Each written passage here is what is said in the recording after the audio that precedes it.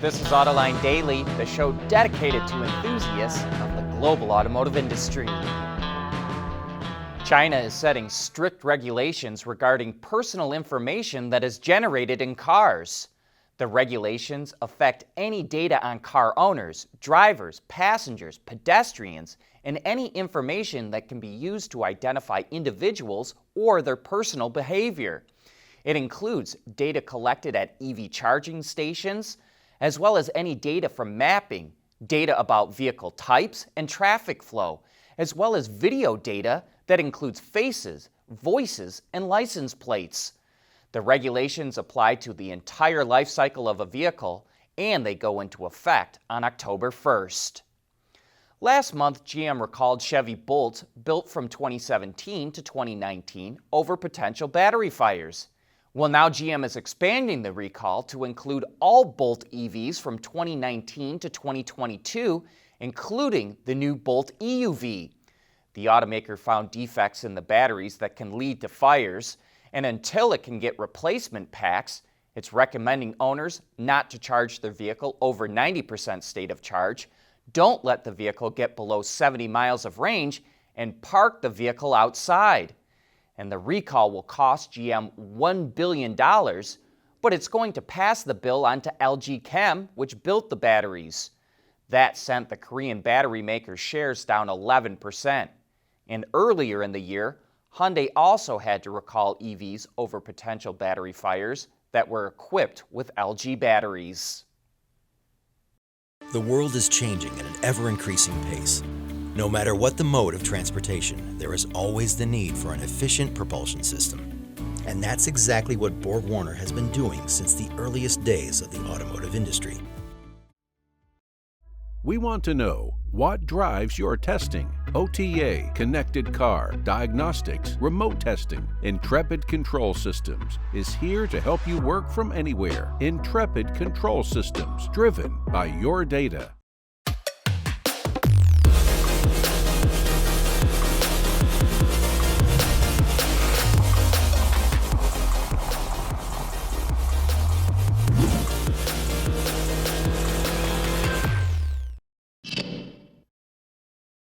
Since its introduction in 1954, GM has produced more than 100 million small block V8s.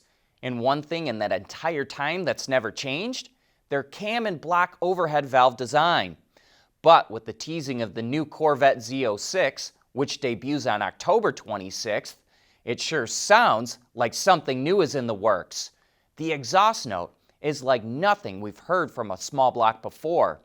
There's been a lot of speculation that it's a flat plane crank V8 that shares roots with the 5.5-liter V8 Chevy races in the C8R. Ward's Auto predicts the engine will be topped with overhead camshafts and 4 valves per cylinder that will help push power output to 600 horsepower and 450 pound-feet of torque. The engine could be coded LT6.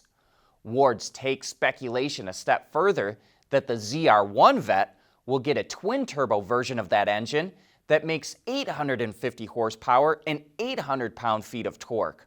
While that car is not expected to be out until 2025, there could be even more versions of the Corvette than ever before.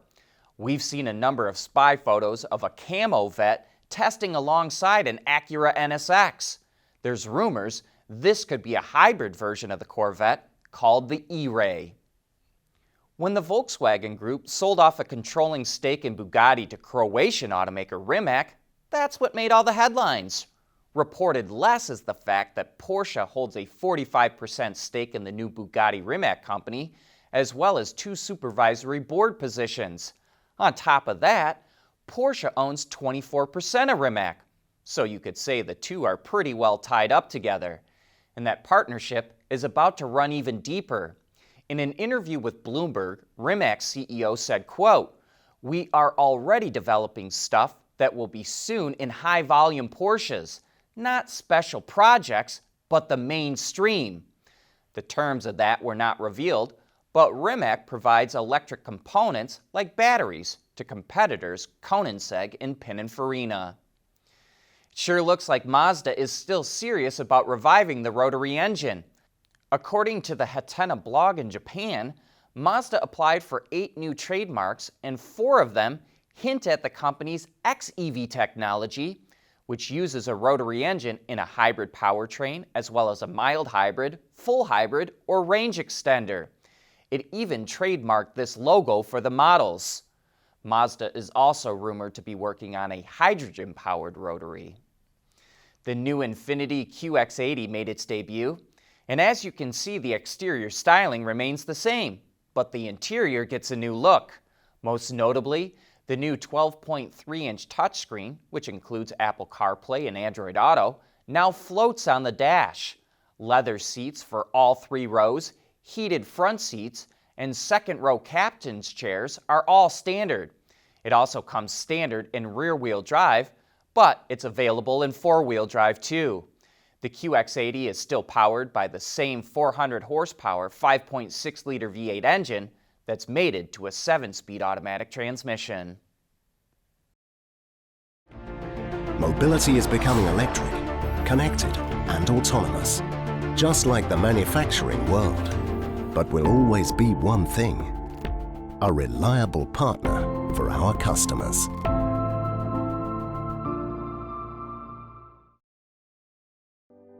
The age of silicones began at Wacker more than 70 years ago. Whether you're looking for thermal management of battery systems or the protection of electronics, let your innovations be powered by Wacker silicones. Visit us at wacker.com. E-mobility, powered by Wacker silicones. Over the last year, China added 32,000 EV charging outlets every month. It has over 2 million charging outlets, which are called charging piles in China. 950,000 of those charging piles are public, with the rest being private, and about 40% of the public ones are DC fast chargers. There are also 763 battery swapping stations, but nearly half of them are in 2 cities, Beijing and Guangdong. And all of this EV infrastructure is really going to help sales of electric vehicles. But meanwhile, in the US, there are a lot of teething problems with the EV infrastructure. People often find that the public charger that they want to use doesn't work. Darren Palmer, the head of all battery electric vehicles at Ford, tells how his engineers had to help one of the charging companies pinpoint a charger that wasn't working. Darren was talking last week to a group of journalists at the Woodward Dream Cruise in Detroit. The story I mentioned is that while monitoring the network, we found a software problem on one make of charger in one network. And we asked the company, please, could you fix that for us? And they told us it's a software update, but it has to be done manually because they're old chargers. And we have to go out manually. I said, good, can we get that done in the next 4 days? They said, I'm afraid not, it's going to take 3 months. And so we thought about it together and we said, we cannot send a customer there and it doesn't work because then you're stranded. So we decided, I'm sorry, if they're not fixed in 4 days, we'll remove them from the network. Now they actually said, well, the problem is we've got thousands of sites and we don't know which ones are actually that make of charger. That wasn't recorded at the time, just the size, the size of charge. So we can't tell you which ones to remove. So our team, Ryan's team, there is a picture of each one on PlugShare or online. So they used AI on PlugShare pictures, or pictures that were available, and identified which charger was the bad make, and we removed them from the network in 4 days. And you know we have a long way to go when a car company has to tell a charging company where it has a faulty charger. But that brings us to the end of today's report. Thank you for watching, and we'll see you tomorrow.